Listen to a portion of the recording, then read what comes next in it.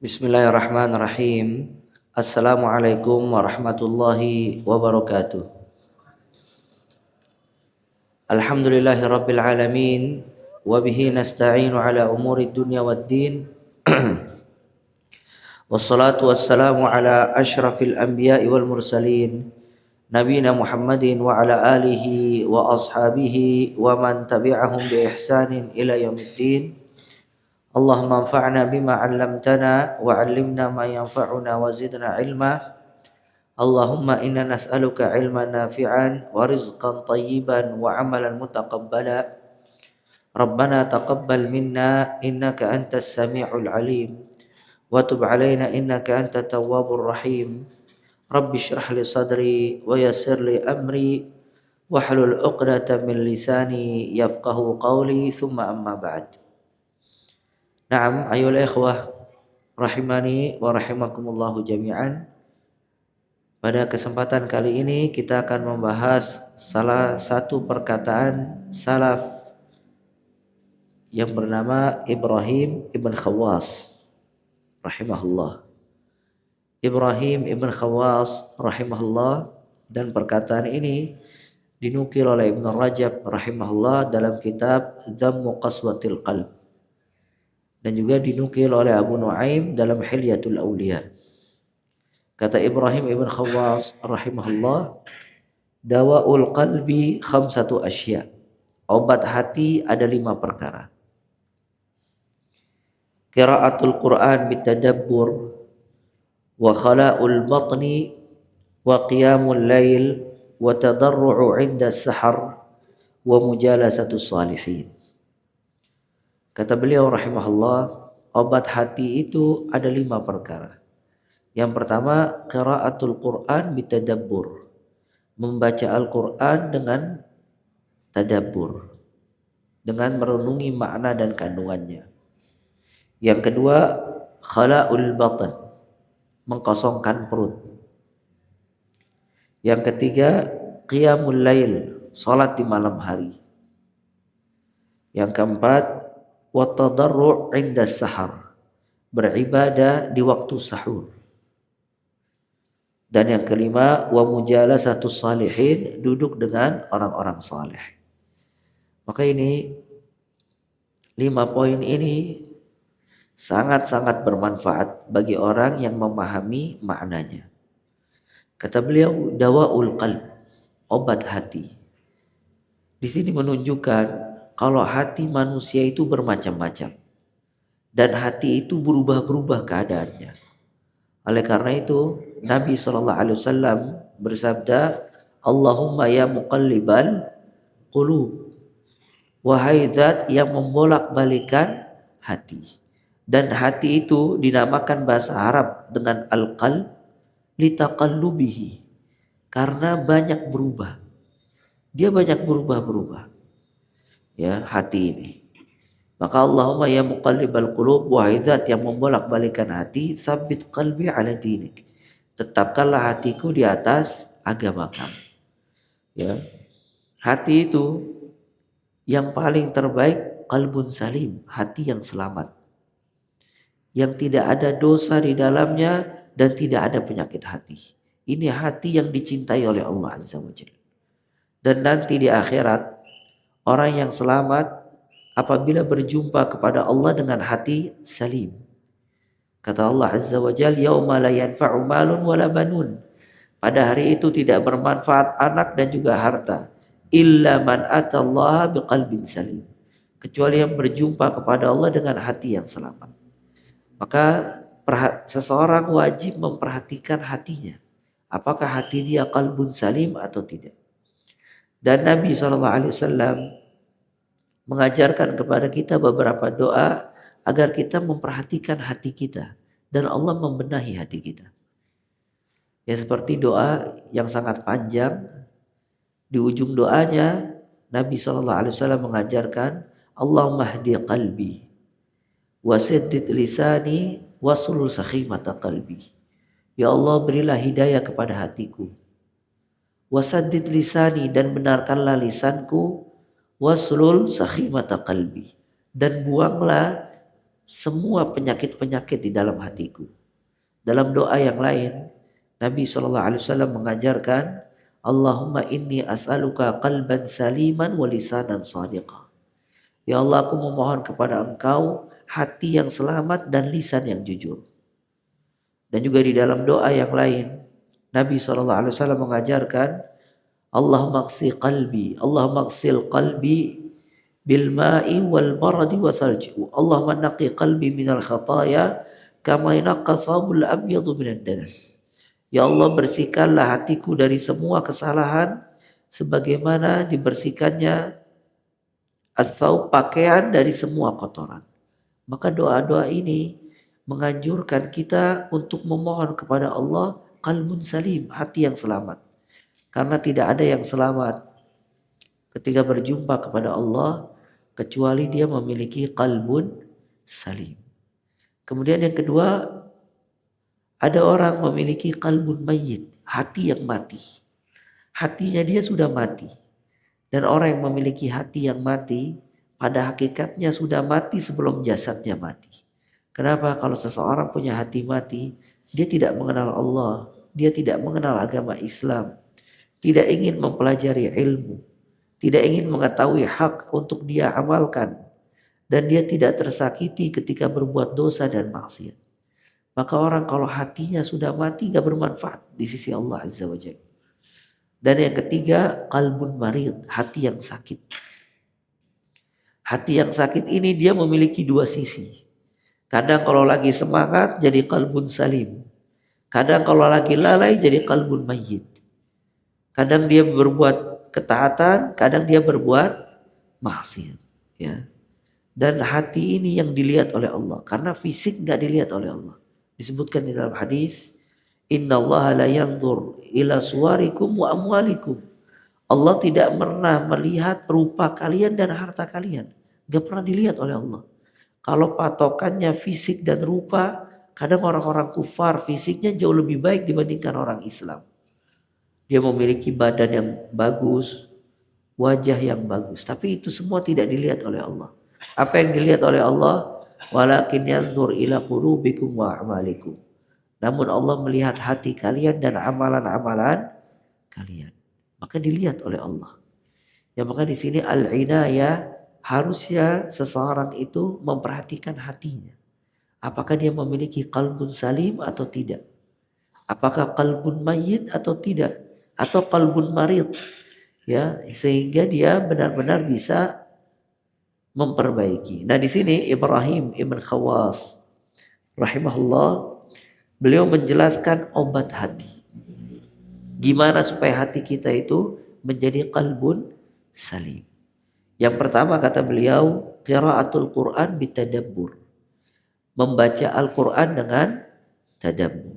Dan subhanallah, tidak ada obat, kata Ibnul Qayyim, tidak ada obat yang paling terbaik Allah turunkan dari langit langsung seperti Al-Quran. Al-Quran itu sebaik-baik obat. Kata Allah Azza wa Jal, wa nunazzilu minal Qur'ani ma huwa shifaa'un wa rahmatun lil mu'minin.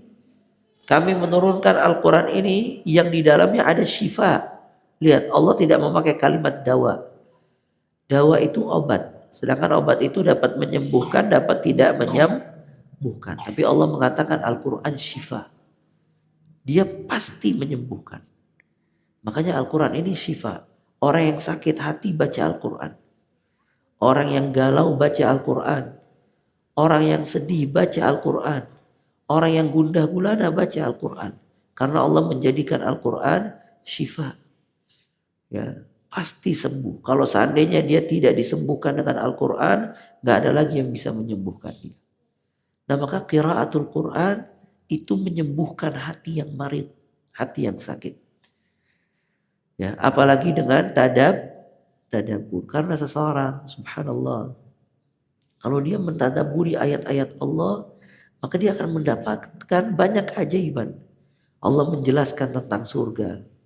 Di surga ada taman-taman, ada buah-buah, ada bidadari. Nanti Allah jelaskan di situ tentang interaksi sesama penghuni surga.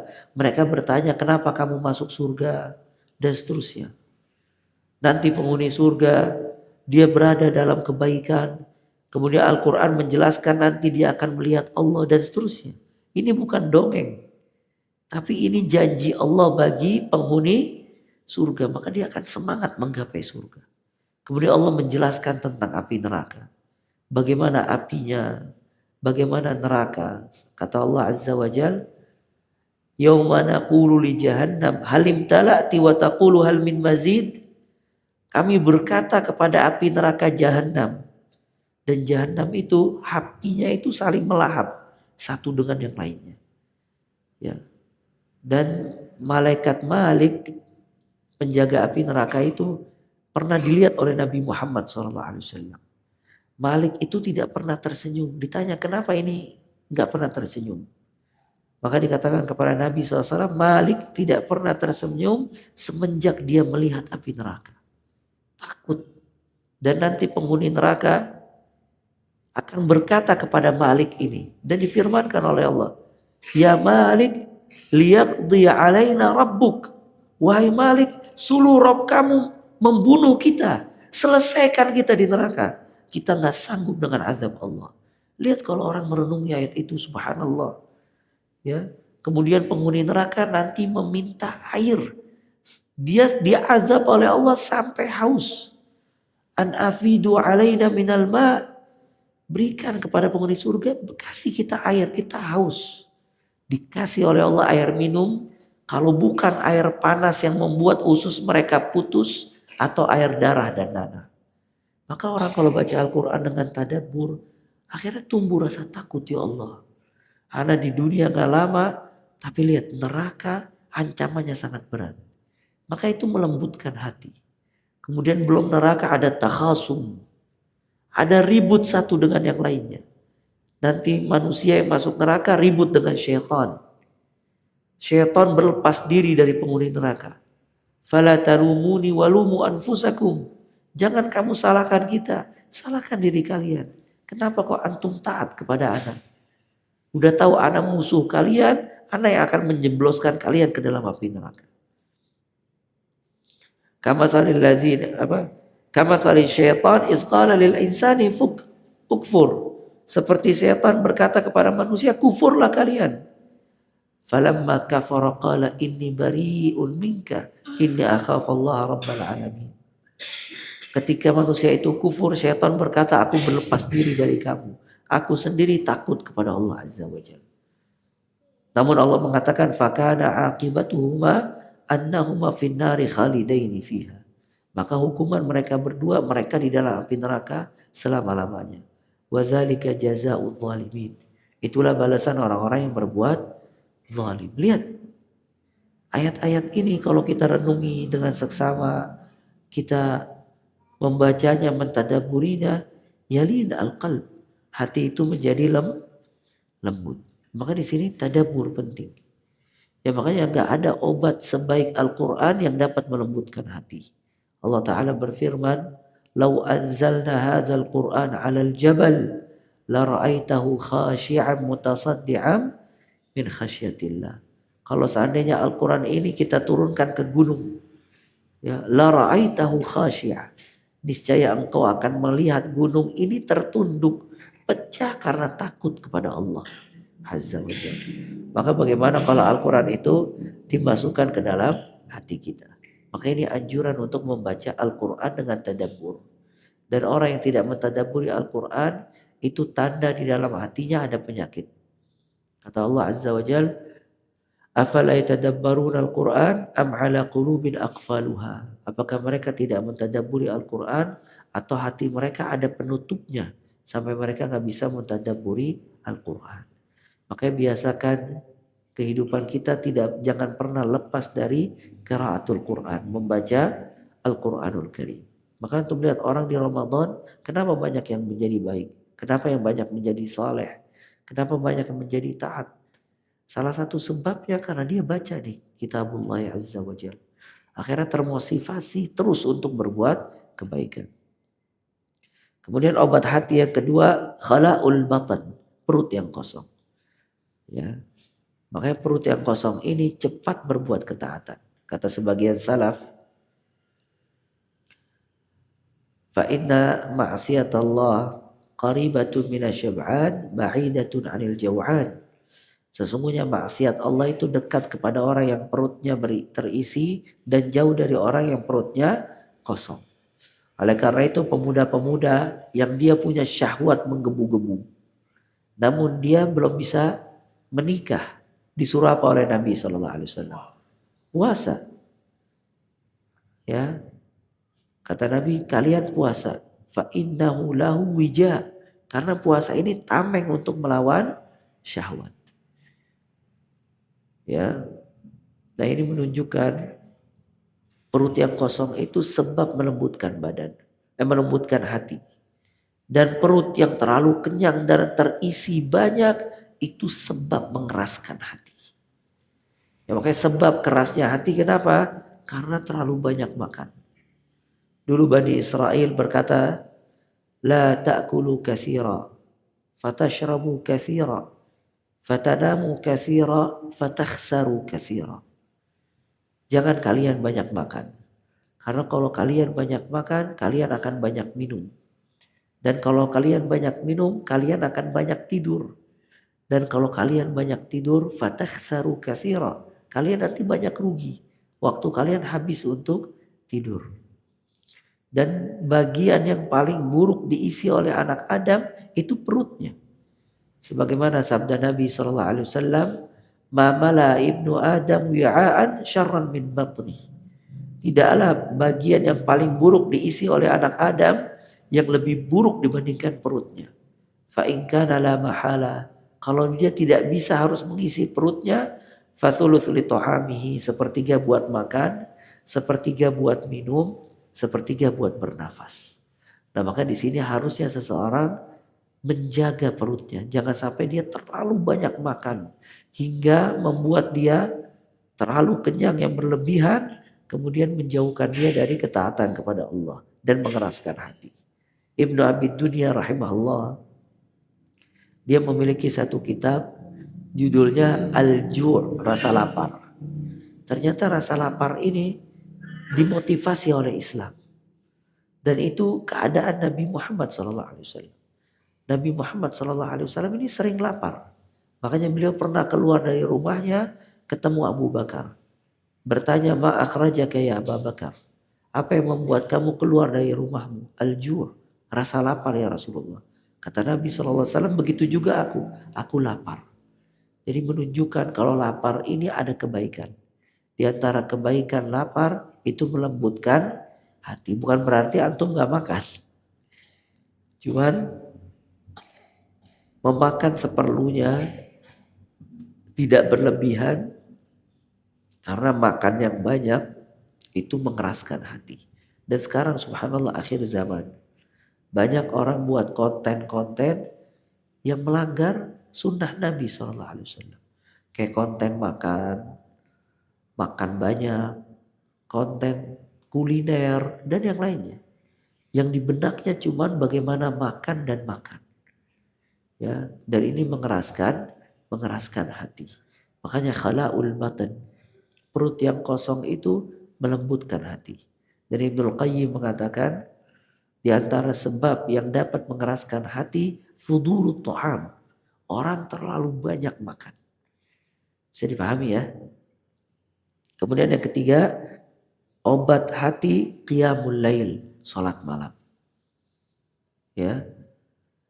Tahajud dan salat malam itu melembutkan hati. Ya, karena Allah memerintahkan di dalam Al-Qur'an untuk tahajud. Dan Nabi SAW memerintahkan untuk tahajud. Bahkan afdalus salat ba'dal maktubah salatul lail. Salat yang paling utama setelah yang wajib itu salat malam. Karena salat malam masyhuda, disaksikan oleh malaikat.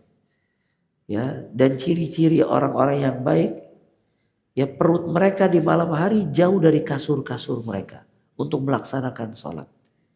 Sampai kata Nabi SAW, alaikum biqiyamil lail fa innahu da'bu salihin man kana qablakum. Kerjakanlah oleh kalian salat malam, karena salat malam itu kebiasaan orang-orang soleh sebelum kalian. Ya, dan juga di antara manfaat salat malam, manhaj li'ith, menahan diri dari berbuat dosa. Ya. Allah berfirman dalam surat Al-Muzammil, Inna rabbaka ya'lamu annaka taqumu adna min thulutsayil lail wa nisfahu wa thulutsahu wa ta'ifatun minal ladzina ma'ak. Sesungguhnya Rabb kamu mengetahui kamu bangun di malam hari, baik 2/3 malam atau setengahnya, dan juga kelompok orang yang bersama engkau. Ya, kata para ulama, dulu waktu awal-awal Nabi SAW berdakwah di kota Mekah, itu salat malam hukumnya wajib bagi para sahabat. Kenapa? Karena mereka dalam keadaan yang sangat terdesak, sangat sulit, dicemooh, dikucilkan. Maka mereka butuh salat malam untuk meneguhkan hati mereka. Nah, ini menunjukkan kalau salat malam ini memiliki fungsi yang besar terhadap hati. Kalau seorang lagi sulit, dia salat malam. Seorang lagi benar-benar di atas kesulitan, bangun malam dan salat malam. Karena salat malam ini menguatkan hati. Ya. Dan apalagi disebutkan di dalam hadis, kalau Allah Ta'ala turun di sepertiga malam terakhir. Disebutkan di dalam hadis, yanzilu tabaraka wa ta'ala fi thuluthul lail al-akhir. Allah Ta'ala turun di sepertiga malam terakhir. Dan Allah menawarkan, barang siapa yang berdoa kepadaku, aku kabulkan. Barang siapa yang meminta ampun kepadaku, aku ampuni. Dan barang siapa yang meminta kepadaku, aku berikan. Nah, ini anjuran untuk qiyamul lail. Ya, diupayakan seseorang itu bangun. Dan Ibnul Mubarak rahimahullah mengatakan, darabtu ala qiyamil lail 20 sanah. Faqumtu lail 20 sanah. Aku melatih diriku untuk bisa sholat malam 20 tahun. Maka aku baru bisa sholat malam 20 tahun berikutnya. Maka ini menunjukkan ada tahapan di dalam beribadah. Bangun sebelum subuh. Kalau udah sebelum subuh rutin bangun, ditambah lagi. Mungkin sejam sebelum subuh. Kalau udah bisa sejam sebelum subuh ditambah lagi, terus seperti itu. Sampai dia punya waktu yang memang dia rutin bangun di sepertiga malam terakhir. Kemudian yang keempat, at-tadarru' inda sahur. Beribadah kepada Allah di waktu sahur. Jadi subhanallah, orang soleh itu sholat isya, kemudian tidur. Nanti dia bangun lagi di sepertiga malam. Di akhir malam, di waktu sahur, dia juga beribadah. Dan ibadah yang paling terbaik di waktu sahur, beristighfar kepada Allah Azza wa Jalla.